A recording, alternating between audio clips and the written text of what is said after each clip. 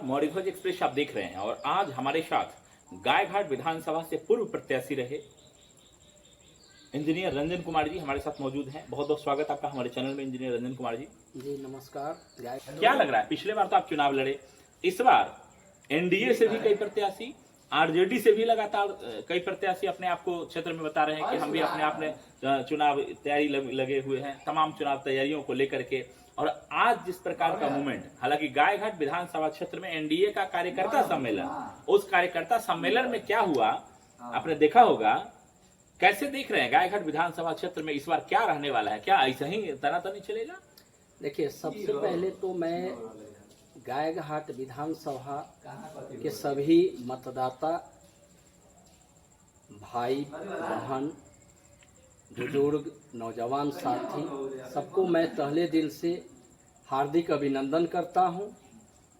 और इस गायघाट के लिए, गायघाट में 2020 में मैं चुनाव लड़ा समता पार्टी से। समता पार्टी से लड़ते हुए हमने देखा जो गायघाट का विकास जो है बिल्कुल ही विकास नहीं, कोई योजना ही नहीं, न कोई एजुकेशनल, न स्वास्थ्य, न सिंचाई, कोई तरह का ये नहीं है। ब्लॉक से लेकर और पंचायत तक जो हम देख रहे हैं वह गायघाट विधानसभा में कार्य का योजना और विकास जो होना चाहिए वो हमारे मूल्यांकन में देख रहे हैं जो बिल्कुल भ्रष्टाचार बढ़ गया है, जनता का कोई काम नहीं होता है।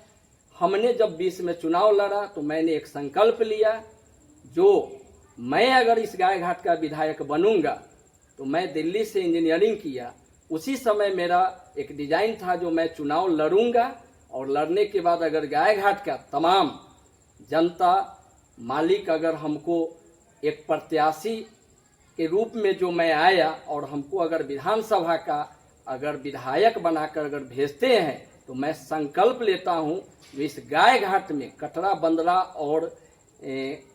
बंदरा और गायघाट तीनों प्रखंड में भ्रष्टाचार मुक्त करेंगे।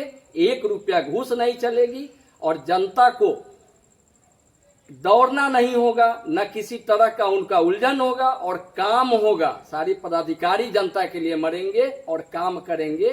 इस बार जो है, चूंकि देखिए जिस प्रकार से आप बता रहे हैं कि वास्तव में आपको मौका मिलेगा, आप 2020 में चुनाव लड़े, अभी फिर चुनाव आया है, तब आप समझ में आ रहे हैं कि वास्तव में अब आप भी दौर में हैं। इस बीच में कहाँ थे, क्या लग रहा है अभी तक बीच में जो भ्रष्टाचार था उसको लेकर के आपने कितनी बार आवाज उठाया? ऐसा बात नहीं है, मेरा तो घर ही है, गायघाट विधानसभा का मैं बेटा हूँ। गायघाट विधानसभा मेरा जन्म धरती है।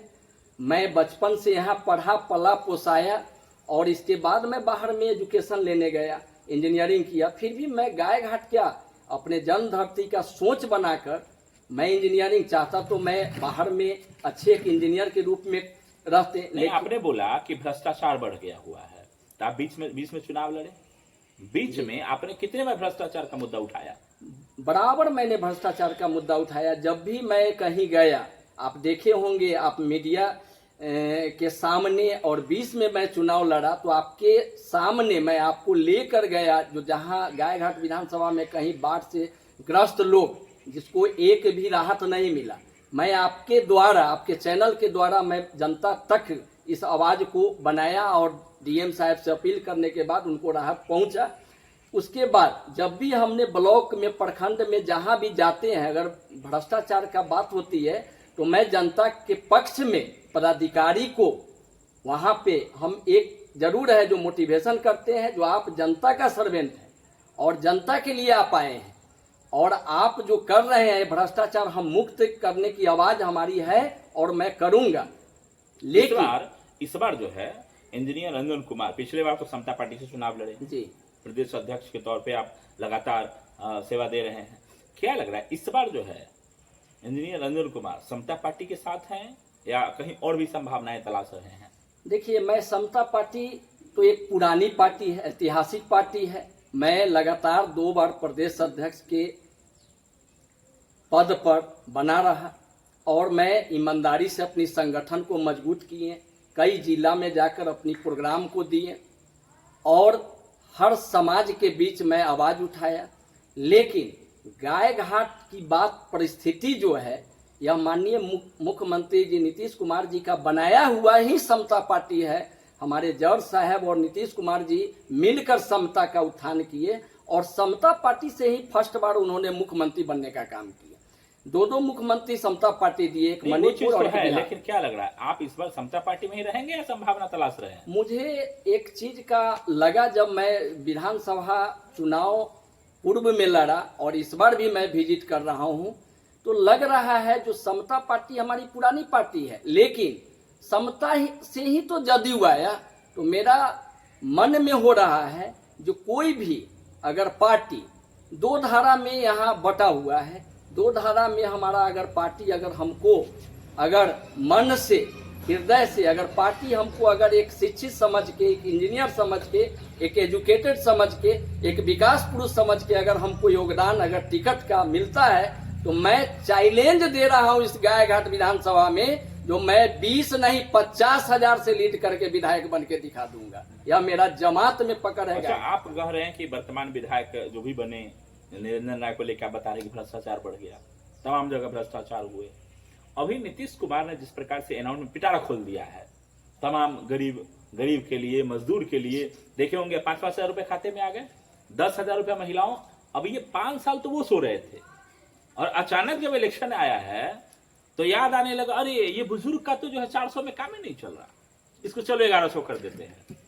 तब याद आया कि अच्छा लेबर सब जो है इस सबको वर्दी का जरूरत है। अचानक याद आता है इलेक्शन के बाद। ऐसे ही आप भी लग रहा है कि इसको आप कैसे देख रहे हैं? और हमें लग रहा है कि आप भी इलेक्शन आया है तब आपको याद आ रहा है कि भ्रष्टाचार हो रहा है। नहीं, ऐसा बात नहीं है। देखिए, बिहार के माननीय मुख्यमंत्री नीतीश कुमार जी एक विकास पुरुष के नाम से जाने जाते हैं और उनकी पार्टी जब से समता पार्टी था तब से लगातार उन्होंने मुख्यमंत्री पद पर बने रहना एक ईमानदारों की पहचान है और एक विकास पुरुष है। जब भी वो योजना बनाए हैं तो कभी गरीब गुरबा, मजदूर, शोषित, वंचित के लिए ही बनाए हैं और यही डिमांड भी होता है जो हमारा शोषित, वंचित, गरीब, मजदूर को जितना लाभ मिले, ये योजना अगर उन्होंने चला रहे हैं। इलेक्शन के समय में क्यों याद आता है कि चलिए गरीबों का कल्याण किया जाए? ये 5 साल भोगने के बाद, हालांकि 20 साल हो रहे हैं जी, और लगातार 400 रुपया वृद्धा पेंशन और विधवा पेंशन मिलता था, जिसको समाज को लेकर के, सामाजिक न्याय को लेकर के तमाम प्रकार की उसका योजना का नाम दिया गया। लेकिन ये इलेक्शन के समय ही क्यों याद आया कि नहीं चलिए 11, अब इसको कह रहे हैं आरजेडी तेजस्वी यादव की हमने अनाउंसमेंट किया था इसलिए जो है 1100 कर दिए। ठीक है, लोकतांत्रिक में जो लोकतंत्र में जो हमारा मुद्दा चलता है, आप देखे होंगे आपके मीडिया के चैनल के द्वारा मैं एक मुहिम चलाया था 2020 में, जो 400 बनाओ 2000 वृद्धा पेंशन होना चाहिए। यह बुजुर्गों के लिए बहुत ही कम राशि है, 400 में नहीं होता है। हमने भी अपने मुद्दा को क्षेत्र में बुजुर्गों के सामने मैंने रखा, जो अगर हमको मौका मिलेगा तो मैं विधानसभा में इस मुद्दा को लाइट में लाऊंगा और काम करवाऊंगा। आप हमको अगर चुन के विधानसभा में भेजते हैं। अब ये मुद्दा तो खत्म हो गया, लेकिन मुद्दा क्या लग रहा है कि 1100 में अब गुजारा हो जाएगा? देखिए, मुद्दा तो बनती रहती है, बिगड़ती रहती है, पक्ष और विपक्ष। क्योंकि आप लोग बिजली का मुद्दा उठा रहे थे जी, बिजली भी अब 125 यूनिट फ्री हो गया। वृद्धा पेंशन का मुद्दा उठा रहे थे, वो भी जो है देखिए 400 से 1100 हो गया।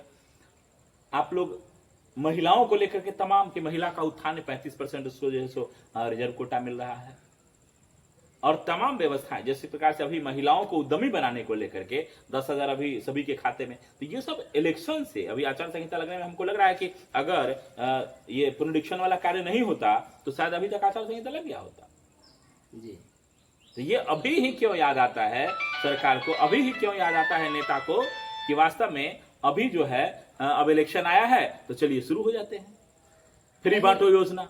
ऐसा बात नहीं है, सरकार की योजना है। सरकार की योजना में एक प्लान होता है, प्लान में डिजाइन होता है, डिजाइन होने के बाद पारित होती है। 20 साल आप मुख्यमंत्री रहने के बाद जो सरकार कहेगा, आप भी पिछले बार चुनाव लड़े उस समय आपका मुद्दा था, अब फिर चुनाव आया तब आपका मुद्दा शुरू हो गया। नहीं, हम लोग बीच में भी उठाए हैं, सरकार से मांग किए हैं, या सोशल मीडिया के थ्रू हो या प्रिंट मीडिया के थ्रू हो, मैं हम लोग या पटना में किसी मीटिंग हो उसमें भी मैंने इस बात को रखा, जो बिहार मेरा नहीं अभी अब तो सब अपना अपना पीठ थपथपा रहा है ना। अब जैसे तेजस्वी यादव कह रहे हैं कि हमने अनाउंसमेंट किया था इसलिए मजबूरी में करना पड़ा, हमने करवा लिया।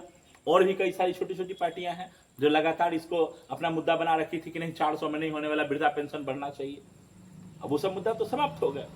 अब किन मुद्दों को लेकर के आप जा रहे हैं? भ्रष्टाचार तो समाप्त नहीं हो रहा है, अफसरशाही लगातार हावी है। किन मुद्दों को लेकर के जाएंगे इस बार? देखिए, सबसे बड़ा चीज है जो सरकार की प्लान जो और पॉलिसी जो वहाँ से निकलती है और यहाँ तक आती है, इस बीच में एक प्रोसेस है। प्रोसेस में अब हमारी ईमानदारी, सरकार की ईमानदारी है और यहीं हम भ्रष्टाचार कर ले, हमारे पदाधिकारी करे, तो सरकार भी देख रही है इस पॉलिसी को। सरकार भी तो, अफसर भी तो आप ही का है ना। हाँ, लेकिन सरकार चाहती है जब जब कुछ अगर लगता है जो यहाँ भ्रष्टाचार हो रहा है तो वहाँ दंडित करने का काम सरकार भी घेरने का काम कर रही है लगातार।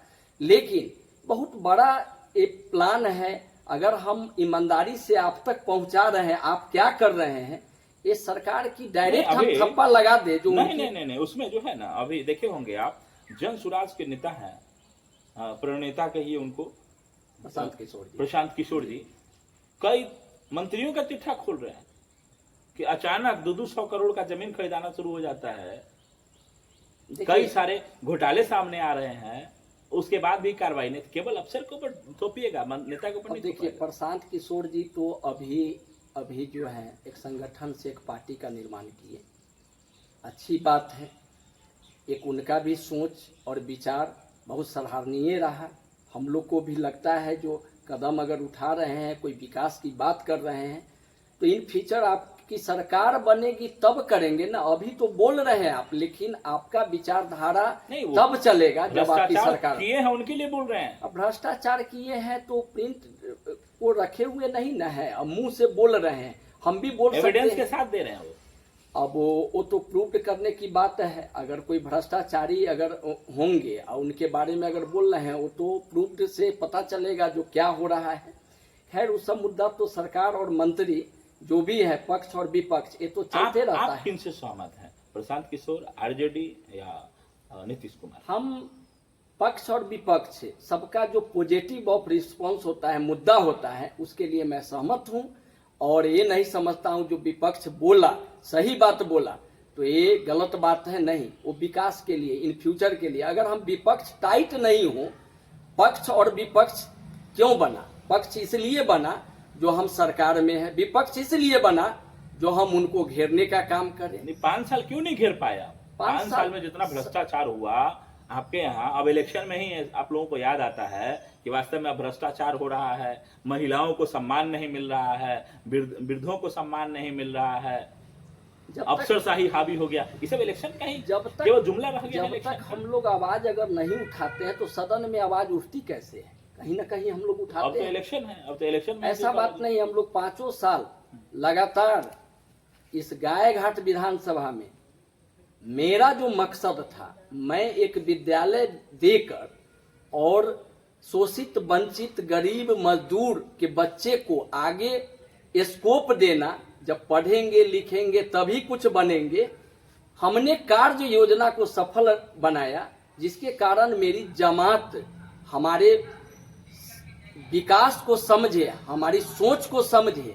इसी बल पर मैं इस जमीन को मजबूत किया, विचारधारा को मजबूत किया, जमात को मजबूत किया।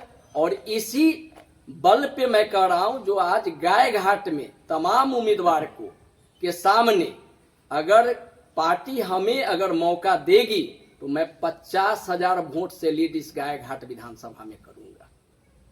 यहाँ 3 पार्टी, अभी जी 3 कैंडिडेट की बात करते हैं। अभी कुछ दिन पहले हम अपने चैनल के माध्यम से प्रभात किरण का बयान लिया था, जिसमें प्रभात किरण आरोप लगा रहे थे कि बीना देवी और दिनेश सिंह की बेटी और कोमल सिंह की बड़ी बहन और भी कई सारे पदाधिकारी मिल बांट करके, उसमें निरंजन राय जो वर्तमान विधायक है उनकी साली, सब लोग अपना अपना बाल बच्चे, पटीदार या जो रिश्तेदार थे उनको उन्होंने नौकरी दिलवाया। अब न तो निरंजन राय बोल रहे हैं, ना कोमल सिंह बोल रही है, न ही इसमें अभी प्रभात किरण बोल रहे हैं। आपका क्या लग रहा है देखिए, इसमें स्पष्टीकरण यही है, जो भी अगर सही है तो हम लोग सही बताएंगे, लेकिन गाय घाट के तमाम नहीं बोलना क्या दर्शाता जनता मालिक है, नहीं बोलना क्या दर्शाता नहीं दर्शाता नहीं है। हम लोग गलत को गलत विचारधारा, गलत अगर कुछ अगर हुआ है, हर चीज जो है अपने आदमी को, ये 2008 की बहाली थी, 2008 की बहाली थी, तो 2008 की बहाली आज तक पेंडिंग गाय घाट में। हमको नहीं लगता है जो कहीं की बहाली इतना लंबित समय तक रिश्तेदार के लिए रिजर्व रखा गया हुआ था। ये तो कहीं दुर्भाग्यपूर्ण है ना, जो गाय घाट में इतनी लंबित 2008 की बहाली 2024-25 में बहाली हुआ, ये तो दुर्भाग्य है। गाय घाट उसमें रिश्तेदार भर गए, वो तो अब हम नहीं कह सकते, इसलिए जो हम उस पोस्ट पे नहीं है, कौन क्या क्या किया, हम कहीं भी नकारात्मक राजनीतिक नहीं कर रहे हैं। आवाज अगर आप इन भ्रष्टाचार के खिलाफ नहीं उठाएंगे, फिर आपको लोग क्यों चुनेंगे? नहीं, बिल्कुल, अगर हमको अगर यहाँ अगर उस जगह पे अगर अपॉइंटमेंट अगर हम होंगे तो भ्रष्टाचारियों को तो वहाँ खिलाफ करेंगे। नहीं, आप भी चाह रहे हैं कि एक बार आपको लोग विधायक बना दे, उसके बाद आप भी कहीं न कहीं संलिप्त होंगे। उसके ऐसी बात नहीं है। मेरी कार्य योजना से गाय घाट के तमाम बुजुर्ग, युवा, सब मतदाता देखेंगे जो इनकी कार्य योजना क्या रहा, कितनी ईमानदारी है, बताए ना। जो हम यही बोल करके निरंजन राय आए थे कि हमको 5 साल एक मौका, लोग मौका दिया, फायदा कितना हुआ है आप खुद बता रहे हैं कि भ्रष्टाचार बढ़ गया। हम क्या निरंजन जी के बारे में बताएंगे? निरंजन जी के बारे में तो तमाम गाय घाट के जनता जनार्दन जो मालिक बैठे हुए हैं वही बताएंगे जो निरंजन जी आपकी गारंटी कौन देगा? हमारी गारंटी है, जो मैं क्षेत्र में एक विद्यालय देने के नाते एक जमातों में पकड़ बनाया, गरीब मजदूर वंचित जो भी समाज है उनको मैं मदद करके आगे पढ़ा कर आगे बढ़ाने का काम किया। यह आकर्षण उस जमात, हमारे बुजुर्गों में, महिलाओं में, माताओं में, बहनों में, नौजवान भाइयों में, सबके साथ मेरा एक जमात की पकड़ है, जो अच्छे हैं। हम जो कल्पना किए हैं, हमको आशा है जो मुझे जमात की स्थिति में मुझे आगे बढ़ाने का गाय घाट की 88 के जनता मतदाता हमको आगे पूर्ण विश्वास है जो मुझे एक बार मौका देंगे। जी, बहुत बहुत धन्यवाद इंजीनियर रंजन कुमार जी हमारे चैनल से बातचीत करने के लिए। और उम्मीद करते हैं कि हमारे दर्शक जो हैं काफी समझदार हैं, अपना कमेंट में राय जरूर रखेंगे, बताएंगे कि वास्तव में आप जिस प्रकार से एक बार मौका मांग रहे हैं, ऐसे ही सब मौका मांगते एक बार जरूर है, लेकिन वास्तव में अंततः जो जनता भुगतती है वो जनता ही बताएगी। और जनता के माध्यम से हम अपने चैनल के माध्यम से चाहेंगे कि जनता कमेंट करे कि वास्तव में मौका इस बार किसको मिलना चाहिए, एनडीए, आरजेडी, कौन आएंगे प्रत्याशी, कितने लोग नॉमिनेशन करेंगे। अभी चूंकि इंजीनियर रंजन कुमार जी भी पत्ता नहीं खोले हैं कि कौन से पार्टी से जो है सो इनको दावेदारी करनी है, क्योंकि ये इंतजार में है कि हमको कोई बुलाएगा और अगर उस प्रकार का मूवमेंट बनेगा तब चुनाव लड़ेंगे। लेकिन देखना बाकी होगा कि जैसे ही नॉमिनेशन होगा उसके बाद हम आगे की तस्वीर, और फिर ऐसे ही पूछेंगे आपसे कि वास्तव में आप अब क्या कर रहे हैं और जो आपने वादे किए थे उसका क्या हुआ। बहुत बहुत धन्यवाद तमाम दर्शकों का, इससे आपको धन्यवाद।